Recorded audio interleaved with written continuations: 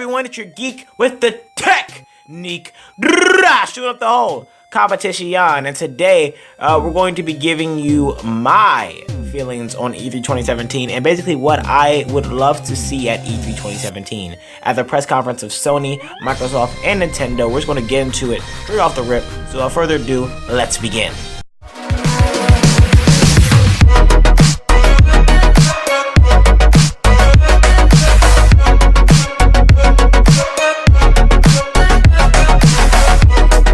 So as we both know, E3 2017 is right around the corner, and I just want to point out some things that I would love to see from the whole majority of the whole entire conference. So we're going to start off with Sony, then Microsoft, then Nintendo, and I'm just going to give you my basis on what I would like to see, if I want to see some gameplay, which is probably going to be the overall of this whole entire video, and, you know, just basically what I need to see from these big heavy hitter companies. Now we're going to begin with Sony, and with Sony, I want to see Days Gone. I want to see more gameplay on Days Gone. Now, if you don't know what Days Gone is, it is an upcoming open world action adventure survival horror video game in development by SIE Bend Studio for the PlayStation 4. And Days Gone looks surprisingly good. It reminds me of Uncharted in some unique ways. I won't digress into that right now, but we're going to go in with some questions I have about the game that I think should be revealed. I want to know, how will I be able to survive? Can I craft in this game? Will I be using the wilderness or the weather or hunting to my advantage? I did see a little wildlife going on in the background of there. I did think I saw an animal. I think I did see an animal in the background of there when the trailer of the gameplay started. And I want to know how much of surviving will this game take in, not just from the zombies, but weather and other people. How much will that take in? What's the story like? I want to know what the story is going to be like. Is this a good narrative going on here? Is it not just going, running, killing, let's try to hide away from the zombies, but I want to have a good narrative story right here. I want to know what happened. How did this happen? What is this shaping up to be like from the apocalypse standpoint of this guy that we're messing with here? And I want to know a release date for when it comes out. So Days Gone is something I would love to see at the Sony press conference. Another thing is the Spider-Man PS4 exclusive. I love Spider-Man. I love him to death. All right, I love Spider-Man. All right, that's my dude right there. Okay, and we know it's a standalone story. We know this is Spider-Man is still Peter Parker. We know it's an open world with new traversal options. We know it's a more experienced combat style for Spider-Man, and there's potential new bad guys. All I want to see is just some new gameplay for this. I want to see some gameplay. I don't want to see a trailer. I keep seeing the same trailer over and over again. I want to see the combat style, because in Amazing Spider-Man and Amazing Spider-Man 2, the combat style is just so weak. There's not a lot of variation on combat, and I need to see that. The last time I saw that was in the original Spider-Man game I played in 2000. Or 2001, I forgot either one of those years, somewhere in the early 2000s, and that's the only time I ever saw combat style at its greatest and its finest with Spider-Man. Other than that, it was Ultimate Spider-Man, I guess, at points, but that's just basically what I saw, and I didn't like it from Amazing Spider-Man and Amazing Spider-Man 2. So I need some more combat style, and I want to see this. I want to see some more traversal options too from traveling. I mean, he's a web swinger. Make him a web swinger, all right? I've had this difficulty and problem with every single developer that's made something about Spider-Man. If he's a web swinger, show the way he can move throughout the whole entire land of New York City. It's not that hard, guys. So I would like to see some PS4 gameplay of Spider-Man PS4 exclusive. And the next one we have is Uncharted 4: The Lost Legacy. And you know how much I love Uncharted. You know I love it so much. But the thing about it is, I don't know the release date, which I want to know about. I want to know how much this DLC is going to cost, and I want to know how long is this DLC. It can't be no 20 minutes. It can't be no 40, 50. I want about at least 2 hours or 3 hours of gameplay in this, maybe even more. Maybe I'm just, you know, lacking, but I want to see some gameplay, some duration of how long this gameplay can go up to, or what's the potential amount of gameplay of how long this can go up to. Because if it's not, I'll be really pissed off, because this is gameplay where if I'm buying a DLC and it's $20 or $30, it better be worth the price of admission, and I want it to be like, I don't know, 3 to 4 hours, maybe 5 for a DLC. I want to have some content to keep me going on further and further and further. We already know we got Chloe and Nadine, which is a good relationship going on here. I'm glad they're using women to impact Uncharted 4. That's probably going to be their main premise for the next Uncharted game, which I'm pretty sure they're making, and they're going to use that little girl that's at the end of Uncharted 4 to continue on the series. So I want to know how long the duration is, I want to know when its release is, and I want to know what's the price for Uncharted Lost Legacy. So that's all, and I would love to see that.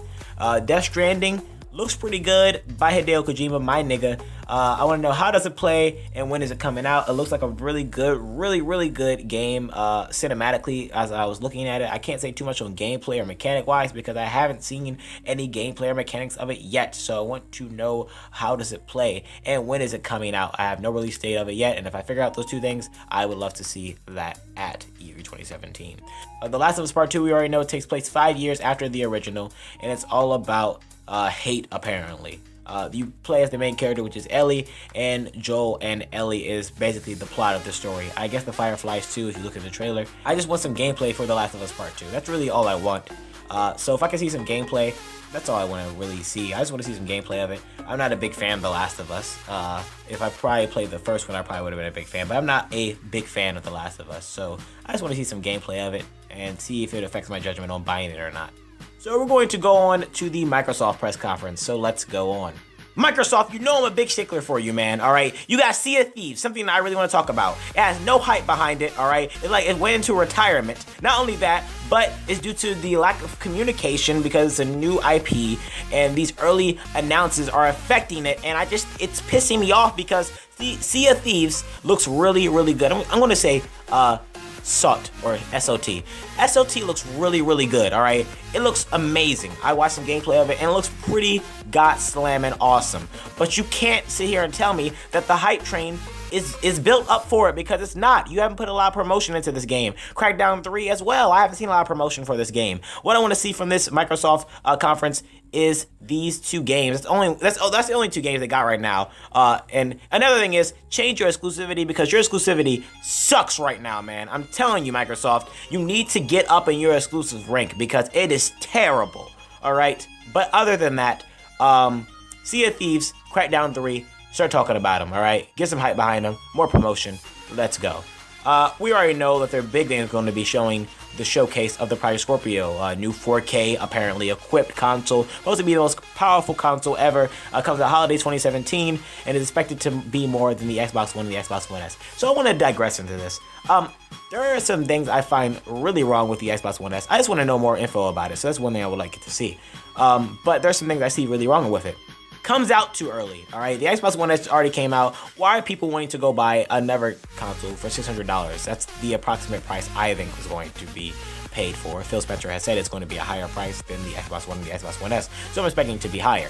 4K native, okay, that's pretty cool. I'd like to see that 4K native. There's probably going to be a VR headset with it as well, and some bundles. The only way I could ever see this working is if they change up their exclusivity and they make it better, all right? Because they had Scalebound. They could have been showing that on the Project Scorpio at 4K native. That would have been so beautiful. I'm pretty sure they're going to make another Halo, which I want to see. I want to see another Halo. And if they want to show it in a real good fashion way where, you know, people will be like, wow, I really want to play this game. They're going to have to pull out all the stops and start pulling out those exclusive games, man. If you don't pull out those exclusive games and show that they can be put to use on a Xbox Project Scorpio, then there will not be any use for the Xbox One Project Scorpio. There's no reason to use the Project Scorpio. What's the purpose of using it? To get more advantages out of gaming? I mean, I already do that with my PS4 now. The problem I'm having is you need to show people why they need to get this console. So overall, what I want to see from Xbox is more exclusivity. I want to see some info on Project Scorpio, and I want to see some information on Sea of Thieves and Crackdown 3. Now let's go into the last one, which is Nintendo's press conference. All right, Nintendo, you're coming in strong with the Nintendo Switch. I see you, boy, but slow your roll, okay? Roll. Because I need to see a strong first-party lineup. I'm not seeing that yet. If I see a strong first-party lineup for the Nintendo Switch, I will automatically start going to buy it in December because I'm pretty sure it's going to drop to $250 in December. Other than Breath of the Wild and Mario Odyssey, I need some more to showcase why I need to get the Switch. Why do I need it? And that's why I think this conference needs to be about. Why do I need a Switch? I want to confirm price drop, but I don't really care about that at all. I mean, we already know it may go to $250. It may not go to $250. I don't know. I don't care if it does or if it doesn't. I just need a strong first-party lineup. There could possibly be VR for the Nintendo Switch. And they can showcase that at E3 2017 in the press conference. They will be off the market real fast with augmented reality as well. oh my gosh, they would have beat the competition. There's no competition to even beat. They would have just been an all-in-one type of console. Augmented reality, virtual reality, playing on the go, playing at home. They would have just got everything in one and put it into one console. And they can do that. You have a heavy hitter on your hands. So, some new equipment is what I want to see. I want to see a VR. I want to see VR because from looking at the patents and the designs, images and Google, I've seen that this thing can go into that, all right? And, you know, they can use the Oculus Rift controllers as the Joy-Cons. And I also want to see a strong first-party lineup other than Mario Odyssey and Zelda Breath of the Wild. That's all I want to see. And with that being said, this is basically what I would like to see at the press conference of E3 2017 with Nintendo, Microsoft, and Sony. Now, I'll get back to you guys after the conference to tell you all my thoughts on what they presented and how they presented it. And, you know, just let me know in the comments below, what did you think about this episode? What would you like to see at the press conference of E3 2017? And just let me know. Hit me up on Twitter at GeeseKingdom16. And I'll see you guys later on the Geekish Gamer Show. Bye, guys.